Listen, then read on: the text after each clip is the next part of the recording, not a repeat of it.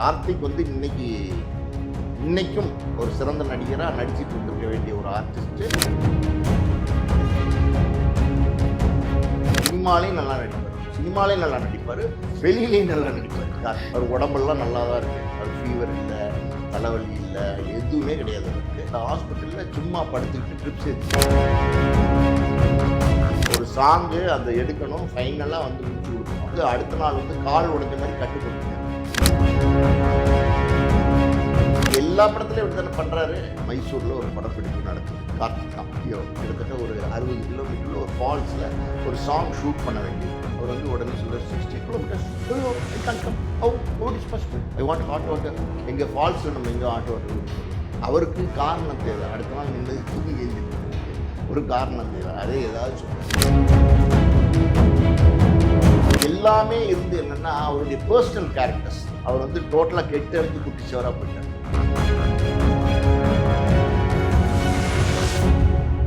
Behind talkies நேயர்களுக்கு வணக்கம். நான் உங்கள் கண்மணி. இன்றைய நிகழ்ச்சியில் நம்முடன் இணைந்திருப்பவர் தயாரிப்பாளர் ஆஸ்கர் மூவிஸ் பாலாஜி பிரபு அவர்கள். வணக்கம் சார். வணக்கம்மா சார், எப்படி இருக்கீங்க? நல்லா இருக்கேன். அந்த ஆட்டிடியூட், அந்த ஹெட் வைட் சொல்கிறாங்க இல்லையா, அந்த ஒரு விஷயம்ன்றது எந்த ஒரு ஹீரோயின் கிட்ட இருந்திருக்கு? இல்லை, சக்கரவர்த்தி படம் எடுக்கும்போது பானுப்பிரியா நடித்தாங்க அந்த படத்தில். கார்த்திக், நான் சொன்னேன்ல கவுண்டமணி படம் சொன்னேன் இல்லையா, அதில் வந்து கார்த்திக் ஹீரோ, பானுப்பிரியா வந்து ஹீரோயின், கவுண்டமணி வந்து வில்லனாக நடித்தார். அதில் சொல்லணும்னா கார்த்திக்லேருந்து சொல்லணும் அந்த மேட்ரை. கார்த்திக்லேருந்து சொல்கிறேன் நான் உங்களுக்கு. அந்த படத்தில் கார்த்திகை வந்து நாங்கள் ஹீரோவாக புக் பண்ணுறோம். 20 லட்ச ரூபா சம்பளம் பேசி ஒரு 2 லட்ச ரூபா என்னமோ அட்வான்ஸ் கொடுத்து அவருக்கு ஷூட்டிங் ஃபஸ்ட்டு டே ஷூட்டிங்க்கு வரணும். செட்டெல்லாம் போட்டு வெயிட்டிங்கில் இருக்குது. கார்த்திக் வரவே இல்லை. அதனால் என்னடா அவர் கார்த்திக் வரவே இல்லைன்னு கார்த்திக் எங்கே இருக்காருன்னு தேடி பார்க்குறோம். அவர் எங்கேயுமே கண்டுபிடிக்கவே முடியல. அவர் மேனேஜர் ஃபோன் பண்ணால் அவர் என்ன பதில் சொல்கிறாருன்னா, ரொம்ப இர்ரெஸ்பான்சிபிளாக அவர் பதில் சொல்கிறாரு, சார் அவர் எங்கே இருக்காருன்னே தெரியல சார்.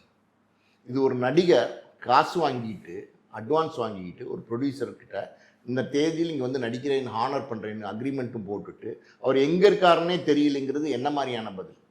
இந்த மாதிரி ஒரு பதில் சொன்னோன்னா அப்பா வந்து ரொம்ப கோபமாயிடுறாரு. அடுத்த நாளாவது ஷூட்டிங் நடக்குமா என்னன்னு தெரியல. ஏன்னா செட்டு போட்டிருக்கு ஏவிஎம்மில். செட்டு வந்து பார்த்திங்கன்னா டெய்லி வாடகை. இப்போ வேறு ஏதாவது லொக்கேஷன்னா நம்ம அந்த லொக்கேஷனை கேன்சல் பண்ணிக்கலாம், ஷூட்டிங் கேன்சல் பண்ணி டெய்லி வாடகை செட்டு கட்டணும். அதனால் எங்கே இருக்காருன்னு தேடி கண்டுபிடிச்சா ஒரு ஹாஸ்பிட்டல், அடையாரில் ஒரு ஹாஸ்பிட்டலில் கார்த்திக் இருக்காரு அப்படின்னு சொல்லி நாங்கள் கேள்விப்பட்டு போகிறோம். அது என்ன அப்படின்னா, அந்த ஹாஸ்பிட்டலில் சும்மா படுத்துக்கிட்டு ட்ரிப்ஸ் ஏற்றிக்கிட்டார்.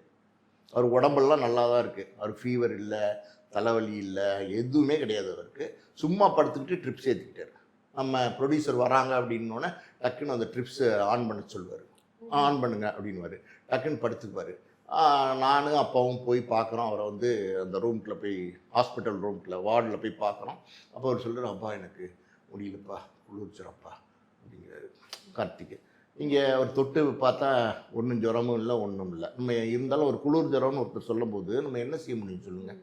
ஒன்றும் செய்ய முடியாது. இப்போ எப்போ தான்ப்பா வருவேன் தெரியலப்பா, எப்போ குணமாகும்னு தெரியல. இப்படி வந்து ஒரு தேதியை கொடுத்துட்டு என்ன பண்ண போகிறாருன்னே தெரியாமல் ஒரு குண்டை தூக்கி போட்டுருவார். அவரை வச்சு அடுத்து எப்போ படம் தொடங்கும், எப்போ எடுக்கிறது, எப்போ முடிக்கிறது எதுவுமே தெரியாத மாதிரி ஒரு பிஹேவ் பண்ணுவார் கார்த்திக். அது சில கேரக்டர். அதாவது வந்து அவர் முதல்ல எங்கள் அப்பா படத்துலேயே பார்த்தீங்கன்னா பக்கத்து வீட்டு ரோஜான்னு ஒரு படத்தில் நடிச்சிருக்காரு. சட்டத்தின் திறப்புலான்னு ஒரு படத்தில் நடிச்சிருக்காரு. இந்த படத்துலலாம் நடிக்கும் போது அவரோட எந்த பிரச்சனையும் கிடையாது. அவர் நல்லா நடிச்சிட்டு இருந்தார். நல்ல பண்பட்ட நடிகர். சொல்லப்போனால் கார்த்திக் வந்து இன்னைக்கும் ஒரு சிறந்த நடிகராக நடிச்சிட்டு இருந்திருக்க வேண்டிய ஒரு ஆர்டிஸ்ட்டு. மிக சிறந்த கலைஞன். அதாவது வந்து இயல்பாக எக்ஸ்பிரஷன்ஸை கொண்டு வந்து நடிக்கக்கூடிய ஒரு ஆர்டிஸ்ட்டு. அது மட்டும் இல்லாமல் அன்னைக்கு ஃபீமேல், அதாவது கேர்ள்ஸ் கிட்டேலாம் பார்த்தீங்கன்னா அப்படி ஒரு அட்ராக்ஷன் கார்த்திக் மேலே இருந்துச்சு. ஒரு லவ்வபிள் பாய் அப்படின்னா அன்னைக்கு கார்த்திக் தான் சொல்லுவாங்க. அந்தளவுக்கு ஒரு சார்மிங் ஆர்டிஸ்ட்டு, ஒரு நல்ல பர்ஃபார்ம் பண்ணக்கூடிய ஆர்டிஸ்ட்டு. எல்லாமே இருந்து என்னென்னா அவருடைய பர்சனல் கேரக்டர்ஸ், அதை பற்றி நான் பேச விரும்பலை, அது நமக்கு வேண்டவும் வேண்டாம். சில பர்சனல் கேரக்டர்ஸ்னால அவர் வந்து டோட்டலாக கெட்டு அழிஞ்சு குட்டிச்சவராக போயிட்டார். யாருக்குமே ஹானர் பண்ணல. இந்த மாதிரி நிறையா பிரச்சனை. யாருக்குமே ஆனர் பண்ண மாட்டார். அந்த காலகட்டங்களில் கொடுத்த எந்த ப்ரொடியூசருக்குமே தேதியை ஆனர் பண்ணுறதில்ல, வர்றதில்லை, எங்கே இருக்காருன்னே தெரியாது. ஒரு நடிகரை கமிட் பண்ணி நீங்கள் படம் எடுக்கிறீங்க, ஒரு தயாரிப்பாளர். அவங்க அந்த நடிகரை நம்பி தான் அந்த முதலீடே நம்ம பண்ணுறோம். அந்த நடிகருக்கு தான் மார்க்கெட் இருக்குன்னு நம்ம புக் பண்ணுறோம். அந்த நடிகர் எங்கே இருக்காருன்னே தெரியலன்னா ஒரு தயாரிப்பாளர் எப்படி வந்து படப்பிடிப்பை தொடர முடியும்? இப்படியெல்லாம் நிறைய ட்ரபிள் பண்ணுவார் கார்த்திக். இந்த மாதிரி ஒரு தடவை வந்து கார்த்திக் வந்து செகண்ட் ஷெட்யூலில் வர வேண்டியிருக்கு ஷூட்டிங்க்கு. அப்போ அவர் டிமிக்கி கொடுக்கணும். அப்போ ஏற்கனவே ஹாஸ்பிட்டலில் படுத்துட்டார். ட்ரிப்ஸ் ஏற்றுற மாதிரி நடிச்சிட்டாரு. அதாவது வெளியில் ரொம்ப நல்லா நடிப்பார், சினிமாலேயும் நல்லா நடிப்பார், வெளியிலையும் நல்லா நடிப்பார் கார்த்திக். புரியுது? அந்த ட்ரிப்ஸ் ஏற்றுற ட்ராமாலாம் முடிஞ்சு போச்சு. இப்போ வேற என்ன பண்ணுறது? அதனால் என்ன பண்ணிட்டாரு, பானுப்பிரியா ஹீரோயின் அவங்களுக்கு ஃபோன் பண்ணி, நீ வந்து முழு சம்பளம் கொடுத்தா தான் நடிப்பேன்னு சொல்லு, போகாத ஷூட்டிங்க்கு. அதாவது வந்து அவரை கார்னர் பண்ணி கூப்பிட போகிறாங்க. இப்போ அது எஸ்கேப் பண்ணுறதுக்கு வேற யாரையாவது வந்து இது பண்ணி அதை நம்ம போகாமல் இருக்கணும். அதுக்கு பானுப்பிரியாவை தூண்டி விடுறாரு. முழு சம்பளம் கொடுத்தா தான் வருவேன்னு சொல்லு அப்படின்னு சொல்லும்போது, அந்த அம்மா வந்து அடுத்த ஷெட்யூல் பேமெண்ட் நாங்கள் கொடுத்துட்றோம். அவங்களுக்கு வந்து 5 லட்ச ரூபா சம்பளம் நினைக்கிறேன், மறந்து போச்சு. அப்போ ஆல்ரெடி 2 லட்சம் கொடுத்துருக்கோம், 3வது 1 லட்சம் கொடுத்து விட்டு ஷெட்யூலுக்கு வாங்க ஆனர் பண்ணணும் நாளைக்கு அப்படின்னு சொல்லும்போது, அவங்க வந்து சொல்கிறாங்க எனக்கு ஃபுல் பேமெண்ட் வேணும் அப்படிங்கிறாங்க. நீங்கள் ஏமா ஃபுல் பேமெண்ட் கேட்குறீங்க அப்படின்னும் போது, இல்லை எனக்கு ஃபுல் பேமெண்ட் கொடுத்தா தான் நடிப்பேன் அப்படிங்கிறாங்க.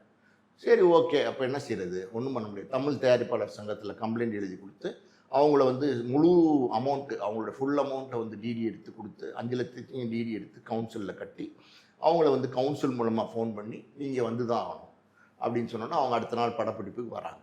கார்த்திக்கு வேறு வழி இல்லை. அப்போ கார்த்திக்கு நம்மளும் வந்து தான் ஆகணும் போல் அவர் வந்து நடிக்கிறார். இந்த மாதிரி நிறைய ட்ராமாலாம் பண்ணுவார். இதுக்கு அவர் அந்த படம் பண்ண மாட்டேன் அப்படின்னு சொல்லிட்டு போயிடலாம் இல்லையா? ஏமா இது எங்கள் படத்தில் மட்டும் பண்ணால் பரவாயில்லம்மா, எல்லா படத்துலையும் இப்படி தானே பண்ணுறாரு அவர்.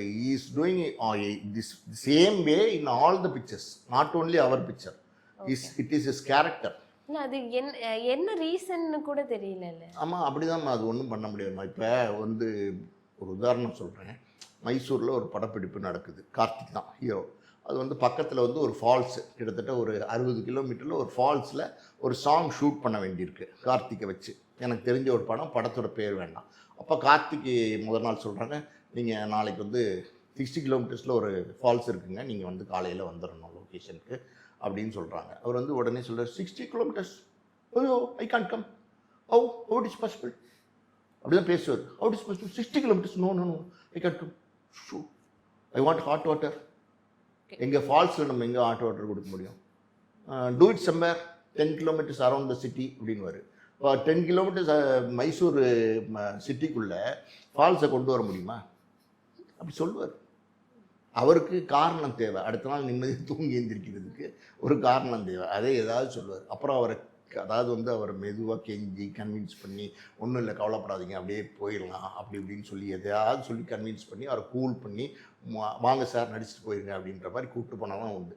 கொஞ்சம் ஏதாவது ரஃபாக பேசுனீங்கன்னு வச்சுக்கோங்க, வந்து தான் ஆகணும், யூ ஹவ் டு கம் அப்படிங்கிற மாதிரி சொன்னீங்கன்னா யாருக்குமே தெரியாது. காலையில் ஏர்லி மார்னிங் ஃப்ளைட் ஏறி போயிடுவார். பெங்களூருக்கு வந்து பெங்களூர்லேருந்து ஃப்ளைட் ஏறி சென்னைக்கு வந்துடுவார். இந்த மாதிரிலாம் பண்ணுறாங்க. இது கார்த்திக் மட்டும் இல்லை, நிறையா நடிகர் பண்ணுறாங்க. அது வேறு விஷயம் விட்டுருங்க. நம்ம இப்போ கார்த்திகை பற்றி பேசுகிறதுனால கார்த்திகை பற்றி பேசுகிறோம். இப்படி பானுப்பிரியாவெல்லாம் தூண்டி விட்டு ஏகப்பட்ட சிக்கல் கொடுத்தாரு அந்த படத்தில். எங்களால் ஏன்டா இவரை புக் பண்ணோங்கிற மாதிரி ஆகிப்போச்சு. அதனால் எங்களுக்கு பெரிய நஷ்டமே ஏற்பட்டுச்சு. கிட்டத்தட்ட 1.25 கோடி ரூபா அந்த படத்தில் நஷ்டம் ஏற்பட்டுச்சு. ஒரு சாங்கு அந்த எடுக்கணும், ஃபைனலாக வந்து முடிச்சு கொடுக்கணும். அதுக்கு ஒரே ஒரு நாள் தான் ஷூட்டிங் பேலன்ஸ் இருக்குது. அவர் வந்து அடுத்த நாள் வந்து கால் உடைஞ்ச மாதிரி கட்டு போட்டுக்கிட்டார். இந்த மாதிரிலாம் பண்ணார். சினிமாவில் ஒன்று சொல்லுவாங்க அவரை பற்றி, அது வேண்டாம், விட்டுருவோம். அது அவரை ஹர்ட் பண்ணுற மாதிரி இருக்கும். ஓகே, அவரோட மைனஸ் என்ன? மைனஸ் நான் சொன்னேன்ல, இந்த மாதிரி பண்ணுவார். ப்ளஸ் 1 2 தான், மைனஸ் நிறையா. நவரச நாயகன் அப்படிங்கிறது வந்து சினிமாலேயும் அதே பேர் உண்டு, வெளியிலேயும் அதே மாதிரி நடிப்பார். நவரச நாயகன் தான் அவர். அந்த பேருக்கு நல்ல பொருத்தமான ஆர்டிஸ்ட். இப்போ நீங்கள் சொல்கிற மாதிரி அந்த ஒரு விஷயம் இல்லைன்னா இன்னும் நல்லா க்ரோ ஆகியிருக்கக்கூடிய ஹீரோவா அவர்? நல்லா சொன்னேனே எடுத்தோன்னே, இன்றைக்கும் ஒரு நல்ல சிறந்த நடிகராக இருக்கக்கூடிய கெப்பாசிட்டி, பொட்டன்ஷியல் எல்லாமே அவர்கிட்ட இருக்குது. நடிப்புத்திறன் எல்லாமே இருக்குது. பட் அவர் அதை வந்து சரியாக அந்த காலகட்டத்தில் பயன்படுத்தாமல் அதை மிஸ் பண்ணிட்டார். அது ஒரு ஆப்பர்ச்சுனிட்டியை மிஸ் பண்ணுறதுன்னு சொல்லுவாங்கள்ல, அந்த ஆப்பர்ச்சுனிட்டி. இவ்வளோ தூரம் இன்றைக்கும் அவர் பேசப்படுற நடிகராக இருக்கார். அதை வந்து நல்லா அவர் வந்து கரெக்டாக மெயின்டைன் பண்ணியிருந்தாங்கன்னா இன்றைக்கி ஒரு நல்ல நடிகர் இருப்பார். இப்போ ரஜினிகாந்த் 74 வயசில் நடிக்கலையா, கமலஹாசன் 70 வயசில் நடிக்கலையா, அந்த மாதிரி வந்து இப்போ சத்யராஜ் நடிக்கலையா, சரத்குமார் நடிக்கலையா, அந்த மாதிரி கார்த்திக் என்ன அவ்வளோ வயசுலாம் கிடையாது, சம் 60+ தான் அவருக்கு. ஏன் மெயின்டைன் பண்ணியிருக்கலாம், ஆனால் மிஸ் பண்ணிட்டார். சார் உங்கள் படத்தில் இந்த தண்டிக்கப்பட்ட நாயங்கள் அப்படின்ற படத்தில் ஃபஸ்ட்டு சரிதா அவங்க தான் வந்து நடிக்கப்பட வேண்டியது இருந்துச்சு. ஆனால் அடுத்து ஹீரோயின்ஸ் மாற்றினது, அதனால உங்கள் அப்பாக்குமே அவங்களுக்குமே ஏதோ ஒரு டிஸ்பியூட் இருந்துச்சு அப்படின்னு கேள்விப்பட்டேன். அது உண்மைதானா? ஆமாம், சிவகுமார் சார் ஹீரோ, தண்டிக்கப்பட்ட நியாயங்கள் அந்த படம். அந்த படத்தை வந்து முதல்ல வந்து சரிதாவை தான் புக் பண்ணியிருந்தாங்க அப்பா. 25,000 அட்வான்ஸ் கொடுத்துருந்தாங்க. அப்போ 1,00,000 ரூபாய் தான் சம்பளம். ஹீரோயினுக்கெலாம் அவ்வளோதான் சம்பளம் இருக்கும் அந்த காலத்தில். 1983. அப்போ ஒரு 25 ரூபா அட்வான்ஸ் கொடுத்து சரிதாவை அக்ரிமெண்ட் போட்டு கமிட் பண்ணி வாங்கியாச்சு. மைசூரில் ஷூட்டிங்கு, நாளைக்கு கிளம்பணும். இந்த மாதிரி ஒரு சுச்சுவேஷனில் சரிதா மேடம் வந்து அவங்க மேனேஜர் மூலமாக சொல்லி விட்றாங்க, எனக்கு ஒரு வாரம் ஷூட்டிங்கை தள்ளி வச்சுக்கோங்க அப்படிங்கிற மாதிரி சொல்கிறாங்க. அப்போ அப்பாவுக்கு வந்து பயங்கரமாக கோவம் வந்துடுது. எதுக்கு ஒரு வாரம் ஷூட்டிங்கை தள்ளி வைக்கணும்? நாளைக்கு வந்து நான் மைசூரில் லொக்கேஷன் பிளான் பண்ணியிருக்கேன், டிக்கெட், ட்ரெயின் டிக்கெட்டு, ரூமு எல்லாமே அங்கே புக் பண்ணியிருக்கு. நீங்கள் ஒரு வாரம் தள்ளி வச்சா எப்படி எல்லாமே டோட்டலாகவே ஷெடியூலே ஷஃபிள் ஆகும், அது பாசிபிலிட்டிஸ் இல்லை, அது என்ன காரணம் அப்படின்னு கேட்கும்போது அவங்க சொல்கிறாங்க, அப்போ வந்து பாலச்சந்தர் சாருடைய படம் அக்னி சாட்சின்னு நினைக்கிறேன், அந்த படத்தில் வந்து அவங்களுக்கு ஒர்க் முடியல, பேசின நேரத்தோட ஒர்க் முடியாமல் அவர் வந்து இன்னொரு 1 வீக் எக்ஸ்டென்ஷன் வேணும் நடிக்கிறதுக்குன்னு கேட்டிருப்பார் போல சரிதாட்ட. அவங்க இந்த மாதிரி சொன்னாங்க, பாலச்சந்தர் சார் வந்து எக்ஸ்டென்ஷன் கேட்குறாரு அப்படின்னா, இது நீங்கள் அட்வான்ஸ் வாங்குறதுக்கு முன்னாடியே நீங்கள் யோசிக்க வேண்டாமா, இப்போ லாஸ்ட் மூமெண்ட்டில் என்னை வந்து இப்படி பண்ணிட்டீங்களே அப்படின்னு சொல்லிட்டு அப்பா சொல்லியிருக்காரு, சரி பரவாயில்ல, நான் யாரோ வேறு ஆர்டிஸ்ட் பார்த்துக்கிறேன், நீங்கள் நான் கொடுத்த 25,000 உடனே திருப்பி கொடுத்துருங்க அப்படின்னு சொல்லி சரிதாட்ட சொல்கிறாரு.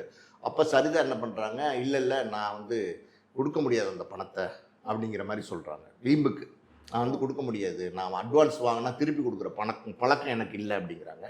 அப்போ சொல்கிறாரு, நான் கொடுத்த அட்வான்ஸில் ஆர்டிஸ்ட் வந்து நடிக்கலைன்னா திருப்பி வாங்காமல் விட மாட்டேன், இது என்னோட கேரக்டரு அப்படின்னு சொல்லி அப்பா சொல்கிறாங்க. ஃபோனை கட் பண்ணிடுறாங்க. அப்புறம் சரிதா வந்து இந்த மாதிரி வந்து படத்துக்கு அட்வான்ஸ் கொடுத்து அது கொடுக்க மாட்டேங்கிறாங்க அப்படின்னு சொல்லி வண்ணத்திரைன்னு ஒரு பத்திரிக்கை அப்போ வந்துச்சு. அந்த பத்திரிக்கையில் வந்து அப்பா பேட்டி கொடுத்தாங்க, இந்த மாதிரி வந்து அட்வான்ஸ் வாங்கிட்டு திருப்பி தர மாட்டேங்கிறாங்க. அதுக்கு அடுத்த வாரம் பதிலுக்கு அதே பத்திரிக்கையை அவங்க கூப்பிட்டு, அப்போல்லாம் பார்த்தீங்கன்னா அந்த பத்திரிக்கையை கூப்பிட்டு பதில் கொடுப்பாங்க ஆர்டிஸ்ட்டு, அந்த படத்தில் வந்து நான் அட்வான்ஸ் வாங்கினது உண்மை தான், ஆனால் அந்த செக்கை நான் ப்ரெசென்ட் பண்ணேன், அந்த செக்கு வந்து பவுன்ஸ் ஆகி வந்துருச்சு, அதாவது வந்து ஃபண்ட்ஸ் இல்லை, இன்சஃபிஷியன்ட் ஃபண்ட்ஸ்ன்னு ரிட்டர்ன் ஆகி வந்துருச்சு அப்படின்னு சொல்லி அவங்க அந்த பத்திரிக்கையில் பேட்டி கொடுக்குறாங்க. இது அப்பாவுக்கு வந்து ரொம்ப இன்சல்ட்டாக போயிடுச்சு. காரணம் என்னென்னா, அந்த காலகட்டத்தில் அந்த சூழ்நிலையில் ஒரு 4.5 லட்ச ரூபா என்னமோ வந்து நம்ம பேங்க் அக்கௌண்ட்டில் இருக்குது, கம்பெனி அக்கௌண்ட்டில் இருக்குது, ஆஸ்கார் மூவிஸ் அக்கௌண்ட்டில் இருக்குது. அப்போ பேங்க் மேனேஜர்கிட்ட போய் இந்த மாதிரி ஸ்டேட்மெண்ட் ஆஃப் அக்கௌண்ட்ஸு, அதாவது இவங்க செக்கை போடுறாங்க, அந்த அப்போ கொடுத்தப்பே செக்கை போட்டாங்க, அது 25,000 பாஸ் ஆகி அவங்களுக்கு போயிடுச்சு அவங்க அக்கௌண்ட்டுக்கு, ஆனால் அவங்க வந்து பவுன்ஸ் ஆயிடுச்சுன்னு போய் சொல்கிறாங்க. ஸ்டேட்மெண்ட் ஆஃப் அக்கௌண்ட்ஸ் எல்லாம் வாங்கி அதை வந்து அடுத்த வாரம் வண்ணத்திரையில் இவங்க கொடுத்து பேட்டி கொடுத்தோன்னே அவங்க அதுக்கு மேலே பதில் பேச முடியல, அவங்க வந்து வேறு வழி இல்லாமல் அந்த பணத்தை திருப்பி கொடுத்துட்றாங்க. அதுக்கப்புறம் சரிதாவோட தொடர்ற ஒரு ஆப்பர்ச்சுனிட்டி இல்லை, இம்மீடியட்டாக ஒரு ஆர்டிஸ்ட் வேணும், நாளைக்கு ஷூட்டிங் போகணும் அப்படின்னும் போது யாரை போடலான்னா, அந்த கேரக்டர் வந்து கொஞ்சம் ஹெவியான கேரக்டர் அந்த படத்தில், தண்டிக்கப்பட்ட நியாயங்கள் கேரக்டரில் அது ஒரு நல்ல ஒரு திறம்பட்ட நடிகை தான் அதை ஷோல்டர் பண்ண முடியும், எல்லாராலையும் அதை ஷோல்டர் பண்ண முடியாது. அதனால் யாரை போடலாம் அப்படின்னு ஒரு யோசனை வரும்போது இம்மீடியட்டாக லக்ஷ்மிகிட்ட போகிறாங்க. நடிகை லக்ஷ்மிகிட்ட போய் இந்த மாதிரி இந்த கதை நீங்கள் நடிக்கணும், ஏற்கனவே சரிதா புக் பண்ணியிருந்தேன், இப்போ நீங்கள் தான் அதை நடிக்கணும் அப்படின்னோடனே அவங்க வந்து அந்த நேரத்தில் கரெக்டாக அந்த டைமில் ஃப்ரீயாக இருந்திருப்பாங்க போல, கால் ஷீட்டு, ஓகே சார் நான் நாளைக்கே வரேன், எனக்கு சரிதா போட்டு கொடுத்த டிக்கெட்டே நீங்கள் கொடுங்க, நான் வந்துடுறேன் அப்படின்னு சொல்லிட்டு அவங்க வந்து நம்ம மைசூரில் வந்து நடித்து கொடுத்தாங்க. அந்த படம் அப்படி நடந்துச்சு, ஒரு சின்ன டிஸ்பியூட் நடந்துச்சு. ஓகே, இப்போ சரிதா மேம்க்கும் அப்பாவுக்கும் இருக்க கனெக்ஷன் இப்போவுமே அதே மாதிரி தான் இருக்கா? அந்த இல்லை கனெக்ஷன் இப்போ மாதிரிலாம் நம்ம சரிதா யாருன்னே நமக்கு தெரியாது, பாஸ்கர் யாருன்னே அவங்களுக்கு தெரியாது. என்ன கனெக்ஷன், யாரோடையும் யாரும் சினிமாலெல்லாம் கனெக்ஷன்லாம் இருக்க மாட்டாங்க. அந்த காலகட்டத்தோடு அந்த தொடர்பு வந்து போயிடுவாங்க, அவ்வளோதான். அன்றைக்கி அது நடந்துச்சு, இன்றைக்கி அது ஞாபகம் இருக்கா அவங்களுக்குன்னு கூட நமக்கு தெரியாது. எனக்கு ஞாபகம் இருக்குது, நான் சொல்கிறேன், அவங்களுக்கு இது ஞாபகம் இருக்கான்னு கூட எனக்கு தெரியாது. கனெக்ஷன்லாம் சினிமாவில் ஒன்றும் இல்லைம்மா. அந்த நேரத்தில் அப்போ நான் தான் சொன்னேன்ல ஏற்கனவே, அந்த நேரத்தில் ஒர்க் பண்ணுவாங்க, எல்லாம் பண்ணுவாங்க, அதுக்கப்புறம் அவங்கவுங்க நீ யாரோ நானும் யாரோன்னு போயிடுவாங்க, அவ்வளோதான்.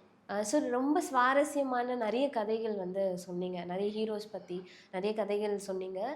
இன்னும் நம்ம இதை பற்றி அடுத்த நேர்காணலில் இன்னும் நிறைய இதை பற்றி பேசலாம். அண்ட் ரொம்ப நன்றி சார், பொறுமையாக எனக்காக பதில் அளிச்சதுக்கு. நன்றிம்மா.